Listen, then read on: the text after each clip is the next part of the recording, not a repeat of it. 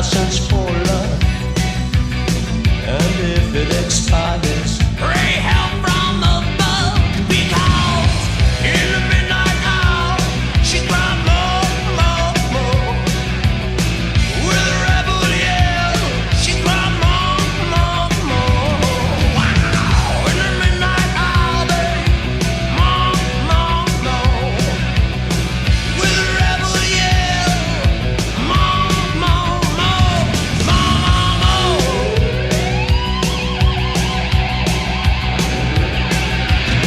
She don't like slavery, she won't sit and beg. But when I'm tired and lonely, she sees me today. What set you free and brought you to me, babe?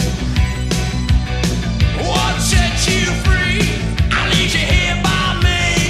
Because in the midnight hour, she cried more, more, more. With a rebel yell, she cried more, more, more. Wow! In the midnight hour, babe, more, more, more. With a rebel yell, more, more, more. He lives in his own heaven. He likes it to go from the 7-Eleven. Well, he's out all night to collect a fare. Just along, and don't mess up his head.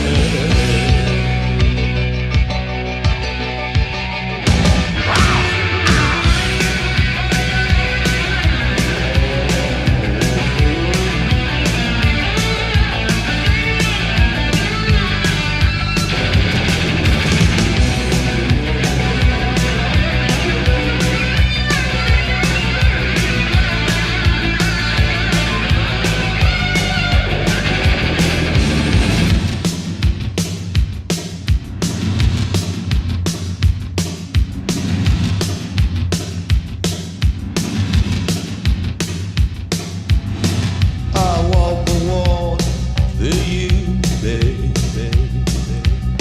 1,000 miles for you. I dried your tears of pain 1,000,000 times for you. I'd sell my soul for you, for money to burn for you. I give you all and have none, babe. Just to have you here by me. Because in the midnight hour, she cried more, more, more. With a rebel yell, she cried more, more, more. Wow! In the midnight hour, babe, more, more, more. With a rebel yell, she cried more, more, more, more, more. Oh yeah, little baby, she want more, more, more, more, more, more. Oh yeah, little angel, she want more, more, more, more, more, more.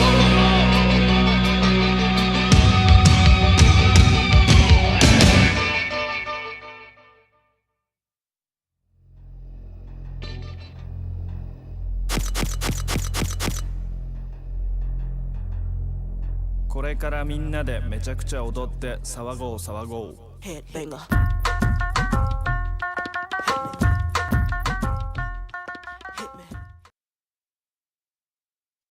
Well, hello, good afternoon. How the devil are you? I'm feeling very pink. Very, very pink. It's to offset my very filthy temper. And believe me, I do have one. I'm going to unleash a little bit of it, but not too much, because I'm going to do a live with you. A space at 3:30 while I do some chores. So there you go. Isn't that great? Anyway, how the devil are you? I want to talk to you about us, about all of us, right? I'm just going to remind each and every one of you of some of the things that have happened over the last few years. Shall we? Shall we? Shall we talk about that? Shall we? Okay. So I had a little run in with, I don't know, my life when I was in New Zealand. Do you remember that? Oh my God. Do you remember Derbyshire? She had a whole show on it. It was so, and all the politicians. I mean, do you remember all the politicians coming out to say how terrible it was and how frightening it was for women? You know, with with me sort of risking my life, felt like I was going to lose it down in New Zealand. And thank you to Billy Bragg, the alternative Billy Bragg, the only nice one, on Twitter for reminding me. Um, I want you to think about Kate Scotto. Kate Scotto was actually convicted of a crime, and then she got it quashed on appeal, and she was put in cells for hours and hours by the police, and she was on her period, and she wasn't given sanitary protection. And do you remember the Women's Hour? They did this whole thing, right? They did this whole thing, and everyone was like, "Oh my God, Women's Hour! Yay! It's all on side. Isn't that great? Haven't they been so supportive? They're so wonderful." No.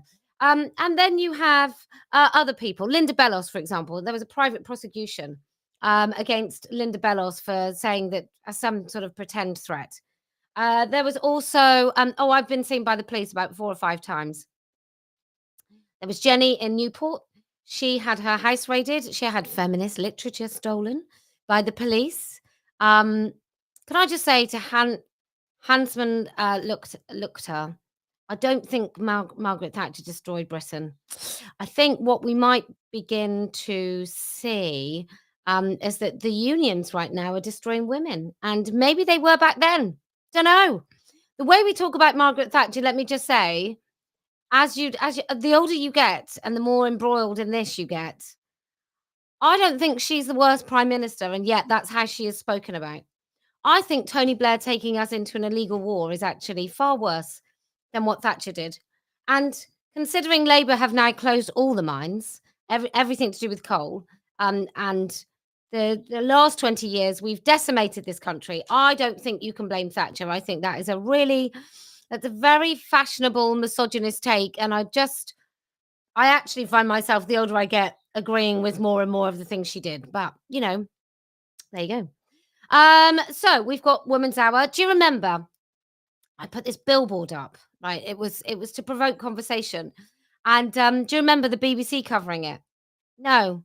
I think they might have called me, they might have said transphobic. They might have called me a blogger or some other such thing. But anyway, there has not been, as far as I'm aware, I'm happy to be corrected, there has not been a time when Victoria Derbyshire has said, "Do you have any compassion for women who are frightened to use their own fucking spaces?" And I'm going to make myself unpopular, but I can't not say it because it's really beginning to eat me up. Rosie Duffield, you're on £90,000 a year. Pulling a face in the House of Commons is great. Well done. We're all really happy. Wow, what a boss. But we pay you to represent us. You got elected, albeit under a Labour ticket, and then it instantly resigned. But you got elected to speak for women. I don't think you actually have got elected to lose your balls in the only time that you've been asked about this issue after the Supreme Court judgment, where you actually could say something really strong. And I'm going to extend that out to everyone. Every single woman I've seen on this, and I do mean everyone. And I was beginning to wonder, why haven't I been invited on? And I have watched some of the women, and I can tell you I know exactly why. And I know it's not nice to say these things because I'm so terrible. But I'm not on anyone's side except every woman. I'm on the side of the woman who had to give up fucking Aquafit because there's a man in her changing room. Right? That's whose side I'm on. You ask me what I think about men. Do I feel sorry for them? They feel afraid. Do you know what I would say? No, I don't. I don't have any compassion left for the men who have willingly, happily, gleefully, with great arousal, infiltrated our spaces. When everybody knew, really, when everybody knew, I'm going to have to delete that comment just because I am. So if you find your comment deleted, that'll be why. Because let me just, no, it's not you. Anyway, I just want to say that I do mean every last one of them. I mean every one of them. Some of them because they're just useless on the television, and some of them because actually, well, there's a resounding lack of charisma. But then there's the other thing, unlikability, and then there's the other thing that is being part of a conversation where either they or the person opposite talks about trans rights. I don't want to be unkind to trans people, do you? I don't think they exist. So what does that mean? I just don't think they exist. It's so irritating. What would I like to hear? Do you feel for trans people? I just have to say no. I really do think it's about time we said no. Or what a repulsive question for you to ask when women have just spent the last 10 years fighting for this, when all along everybody knew that the Equality Act meant woman and man meant man and sex meant sex.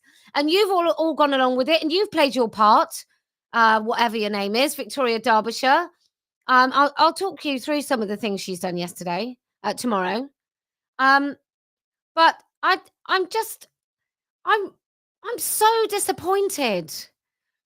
Like, don't accept an interview on the television if you're not willing to say the things that need to be said. If you can't look, and Lispri, I thank you for these words.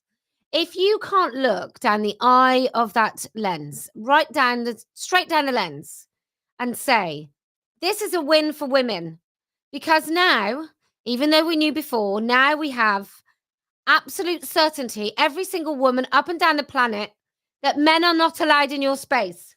And let me just tell you, if you go to the front cover of letwomenspeak.org, we have a really good guide to toilets, both in your children's school, in your workplace, in restaurants, and they can't do mixed sex. I thought they could. So I researched it this morning. They can't do mixed sex. They can't do mixed sex unless every single cubicle is lockable with a sink and hand dryers, like with something to dry yourself and something to wash yourself inside that cubicle. If they haven't got that, they're not allowed to call it mixed sex. Okay, so you have a legal right to a single sex, like every employer, where possible. Like obviously, if you've only got one toilet, you can't. But every single employer has to provide a single sex space, as does schools, over the age of 8.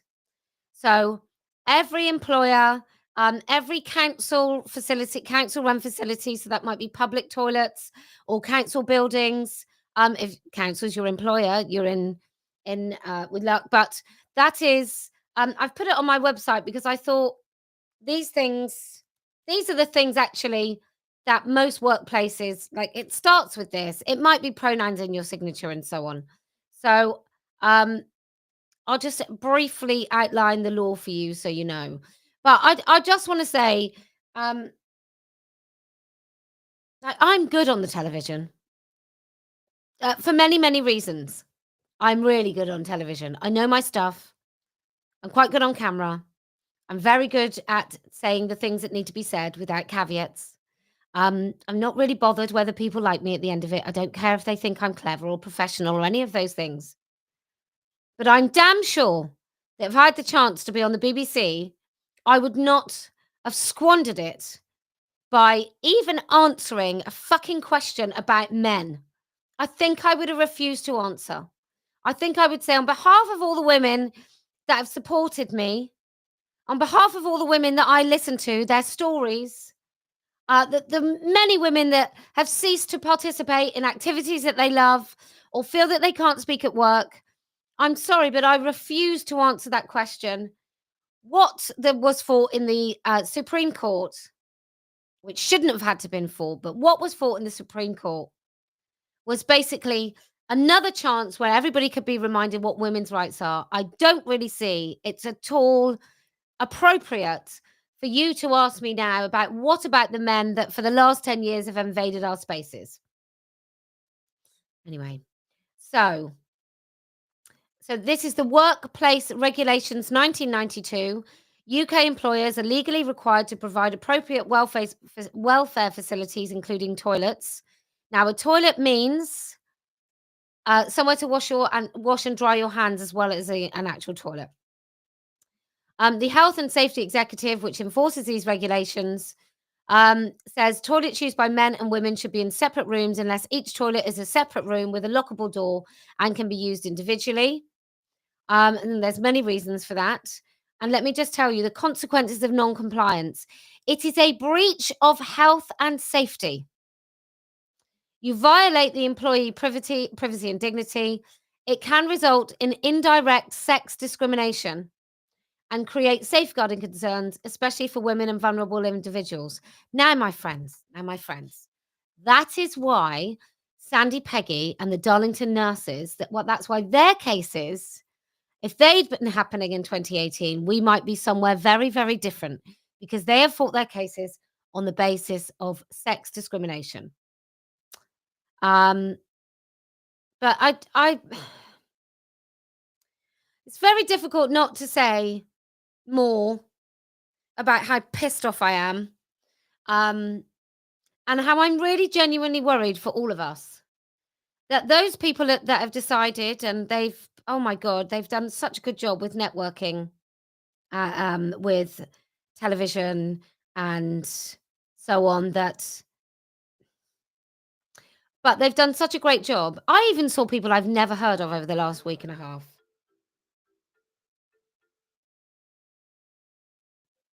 I've seen people that I've never heard of over the last week and a half actually speak on the news, claiming, I don't know what they've been claiming, but it's incredibly irritating.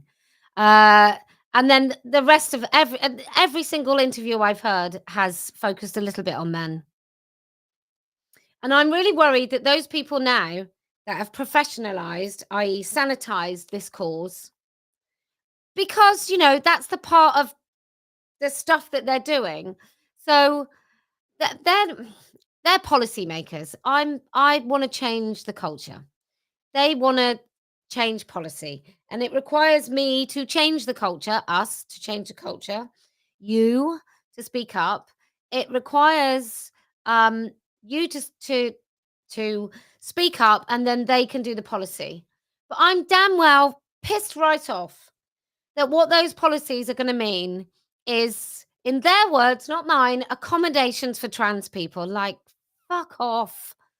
How can we have got this far? How can you have been receiving donations for this long, and then you still come up with this? It's simply unjust.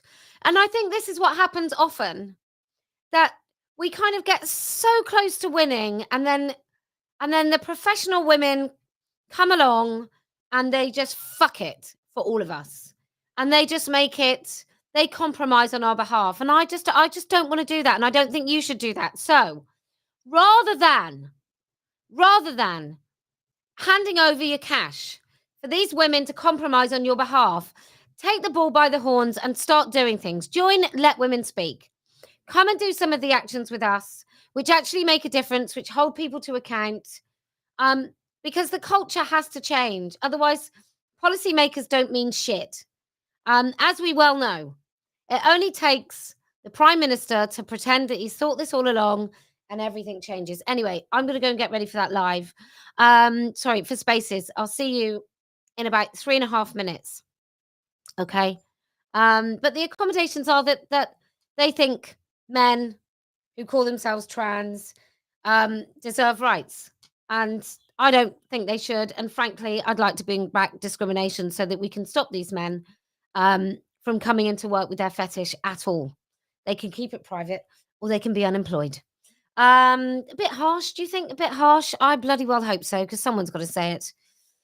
If you can muster up the courage to actually say the things that need to be said when they need to be said, then I promise we will win. If you stop celebrating those that are willing to sanitize your rights and their language so that they get a nice big juicy piece of the pie and tell you, there, you don't really know what you're doing. There. We'll sort it all out for you, and you have to do this to get and blah, blah, blah. Then I promise we will win. And do you know why else we're going to win? Well, because I never lose.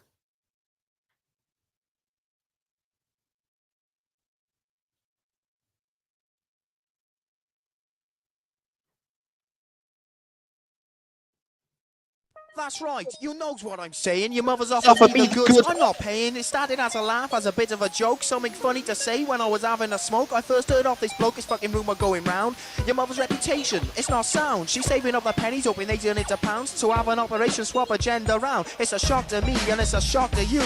Your mother's got a beard, sandals and a penis too. It don't look right, see, when she's walking down the street to see a ball bag jigging to the beat of her feet. I said, your mother's got a penis.